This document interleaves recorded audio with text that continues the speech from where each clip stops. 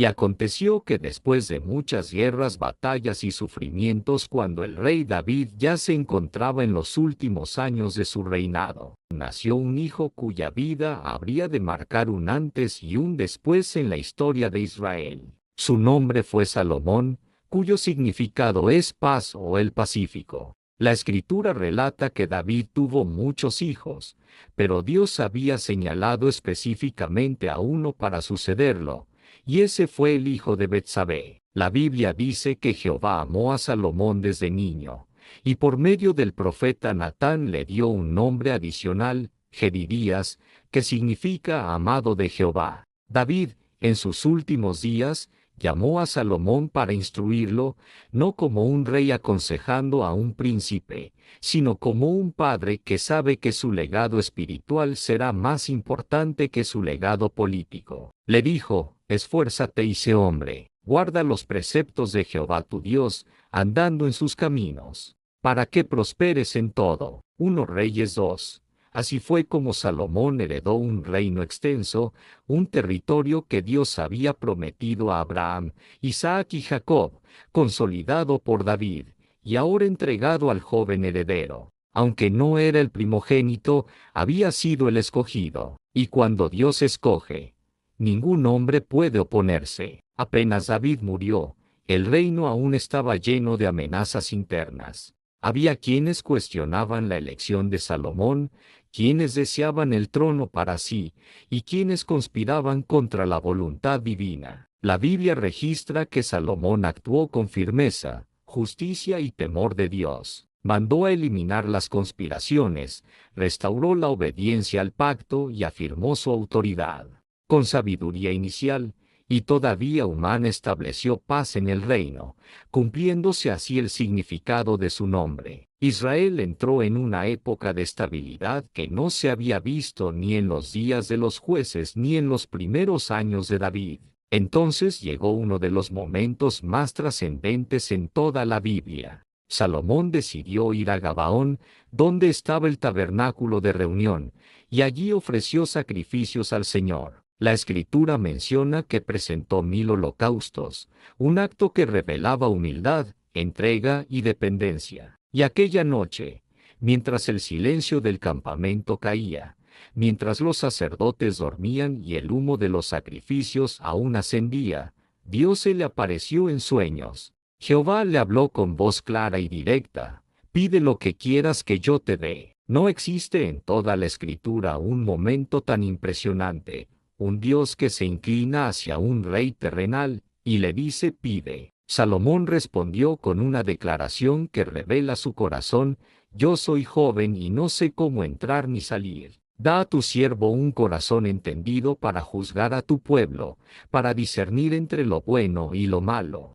No pidió victoria, no pidió riqueza, no pidió fama, no pidió larga vida, pidió comprensión, pidió sabiduría para gobernar conforme a la justicia divina. Y el Señor quedó agradado con esta petición. Entonces Dios dijo: he aquí te he dado corazón sabio y entendido, tanto que no ha habido antes de ti otro como tú, ni después se levantará otro igual. Y también te he dado lo que no pediste, riqueza, honra. Y si andas en mis caminos, también te daré larga vida. Con estas palabras, el cielo selló el destino de Salomón. Y el joven rey despertó sabiendo que algo eterno había sido depositado en su espíritu. Poco tiempo después, la sabiduría que Dios le había dado se hizo evidente. El episodio está registrado en 1 Reyes capítulo 3. Dos mujeres llegaron ante el rey disputándose un mismo niño. No había testigos, no había evidencia física. El caso parecía imposible de resolver. Pero la sabiduría divina habló por medio de Salomón. Pidió una espada y ordenó dividir al niño. En ese instante, el corazón de la verdadera madre habló más fuerte que cualquier palabra. Ella clamó: no lo mates, entrégaselo a ella. Y Salomón, viendo el amor sacrificial, declaró: dad el niño vivo a esta, no lo matéis. Ella es su madre. Todo Israel supo entonces que el Espíritu de Dios descansaba sobre el rey. Con la ayuda de Dios, Salomón estableció una administración ordenada. Israel floreció como jamás. Las fronteras estaban en paz. La economía crecía. Había abundancia de alimentos, comercio y estabilidad.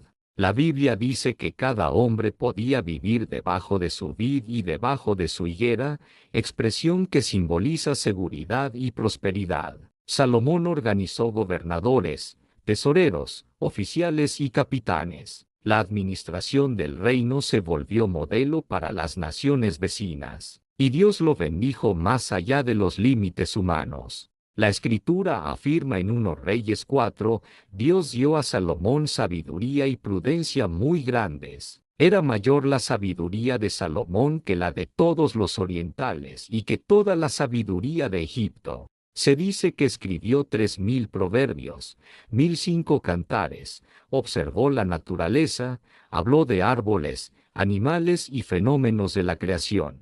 Su sabiduría abarcaba ciencia, arte, gobierno, moralidad y teología. Reyes y gobernantes viajaban para escuchar su enseñanza. Su sabiduría quedó registrada en varios libros bíblicos, Proverbios, Eclesiastés, Cantar de los Cantares, fragmentos históricos en Reyes y Crónicas. Miles de años después, su influencia sigue llenando sermones, estudios y enseñanzas en todo el mundo. Había llegado el tiempo de cumplir la promesa hecha a David. El Señor le dijo a David que no construiría el templo por haber derramado mucha sangre en guerras, pero que su hijo Salomón levantaría la casa para el nombre del Señor. Salomón convocó a obreros, talladores de madera, canteros, arquitectos y artesanos. Hizo alianzas con Hiram, rey de Tiro, quien envió materiales de cedro y artesanos hábiles. La construcción tomó 7 años. Cada piedra fue cortada lejos del lugar para que en el templo no se oyera ruido de martillo ni de herramienta de hierro, pues la casa de Dios debía levantarse en santidad.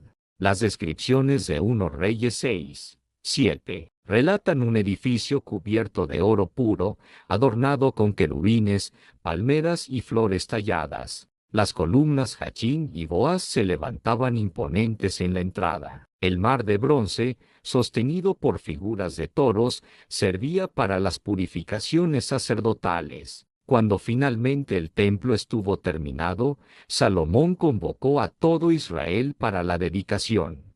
El arca del pacto fue traída al lugar santísimo. Cuando los sacerdotes salieron del santuario, una nube llenó la casa del Señor. La Escritura dice, la gloria de Jehová llenó la casa, y los sacerdotes no pudieron permanecer para ministrar. Entonces Salomón elevó una de las oraciones más importantes de la Biblia, pidiendo que Dios escuchara las oraciones del pueblo, el arrepentimiento de los pecadores, las súplicas en tiempos de guerra, hambre o peste, las oraciones de los extranjeros que vinieran a buscar a Jehová, la restauración de quienes, por su pecado, fueran llevados cautivos. Su oración termina así: oye tú desde el cielo, y perdona. Y la Biblia dice en Crónicas que el fuego cayó del cielo y consumió el holocausto, y el pueblo se postró sobre sus rostros diciendo, Jehová es bueno, para siempre es su misericordia. La fama de Salomón cruzó mares y montañas. La reina de Sabá viajó desde el sur de Arabia con caravanas de oro, especias y piedras preciosas para probar su sabiduría. Hizo preguntas difíciles, y Salomón respondió todas. Después de escuchar, ver el orden del palacio, los sacrificios, los siervos, los cantos levíticos, dijo, verdad es lo que oí en mi tierra, pero yo no lo creía, hasta que he venido, y mis ojos han visto, ni aun la mitad me fue dicha. La bendición de Dios sobre Israel se hizo evidente para todo el mundo antiguo, pero la Escritura nos muestra que incluso el más sabio puede caer. La sabiduría de Dios nunca cancela el libre albedrío del hombre. Salomón tomó muchas mujeres extranjeras, algo expresamente prohibido por Dios. La Biblia dice, cuando Salomón era ya viejo, sus mujeres inclinaron su corazón tras dioses ajenos. 1 Reyes 11, edificó lugares altos para Astoret, para Milcom y para Quemos. Lo que Dios le dio en lo alto, Salomón lo perdió en lo profundo. Jehová se le apareció por segunda vez, advirtiéndole, pero no volvió su corazón. Y así, lo que comenzó con gloria se oscureció por la desobediencia. Por causa del pecado de Salomón, Dios levantó adversarios contra él, Hadad, el edomita, Rezón, el rey de Siria, Jeroboam, quien más tarde dividiría el reino. Dios declaró: quiero arrancar el reino de ti, pero no lo haré en tus días, por amor a David tu padre. Así, la integridad de un padre salvó temporalmente el reino del hijo. En su vejez, Salomón escribió Eclesiastés, un libro donde reflexiona sobre el vacío de una vida sin Dios. Es el testimonio más crudo y honesto de la Biblia respecto a la decepción humana. Dijo: miré todas las obras que hicieron mis manos, y aquí todo es vanidad y aflicción de espíritu. Y también, a la risa dije, locura, y al placer, ¿de qué sirve? Finalmente, después de explorar filosofía, placer, ciencia, poder y riqueza, concluyó: el fin de todo el discurso oído es este: teme a Dios y guarda sus mandamientos, porque esto es el todo del hombre. Esa es la lección final de la vida de un rey que tuvo más que cualquier otro hombre, pero que aprendió que nada se compara con obedecer al Señor. Salomón reinó 40 años, murió en Jerusalén, y su hijo Roboam reinó en su lugar. Tras su muerte, el reino se dividió en dos: Judá y Benjamín al sur, Israel al norte. El esplendor político se perdió, pero quedó un legado eterno: la sabiduría de Proverbios, la poesía de Cantar de los Cantares, la profunda reflexión de Eclesiastés, el templo que marcó la historia de Israel, las enseñanzas que Jesús mismo citó. Nadie igualó el entendimiento que Dios le dio. La vida de Salomón nos enseña que Dios exalta a quien lo busca. La prosperidad y la sabiduría vienen de Él, pero la desobediencia destruye lo que la bendición levantó. Ningún éxito vale cuando el corazón se aparta del Señor. Y sobre todo, que el temor de Dios es la verdadera sabiduría. Si esta palabra tocó tu corazón, no te vayas sin dar un paso de fe. Suscríbete a este canal y activa la campana, porque cada semana compartimos enseñanzas que edifican, historias que fortalecen tu espíritu y mensajes que te acercan más a Dios. Apóyanos con tu me gusta y comparte este video para que más personas conozcan la sabiduría de la palabra. Que el Señor te bendiga y te guarde. Y nos vemos en el próximo mensaje.